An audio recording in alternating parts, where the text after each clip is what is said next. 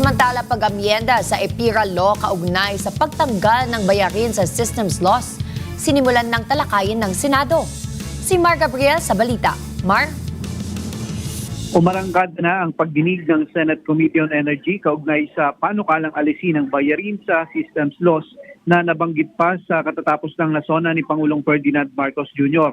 Ayon kay Energy Committee Chairman Senator Erwin Tulfo, panahon na para tanggalin ang systems loss, partikular na ang non-technical loss na matagal nang pinapasa ng mga consumer.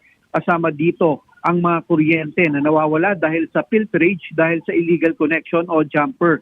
Tiniyak naman ni ERC Chairperson Attorney Francis Saturnino Juan na handa silang ipatupad ito oras na maamyendahan na itong Electric Power Industry Reform Act of 2001 o ang EPIRA Law. Aminado siya na may mga bahagi ng system loss, partikular na ang technical loss na kailangan pang pag-aralang mabuti upang hindi makaapekto sa operasyon ng mga power distribution company.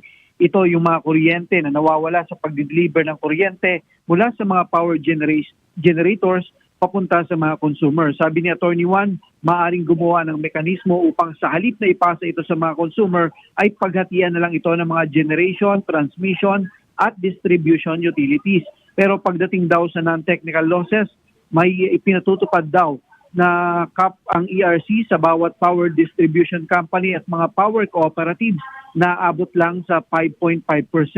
Para mapababa ito, dapat daw na mahigpit na i-monitor ng mga distribution companies ang kanilang mga linya upang matiyak na mabawasan ang mga illegal connection at maparusahan ng mga ito sa ilalim ng pilferage law. Para sa Mata ng Agila, Mar Gabriel, matatag, matang, matapat,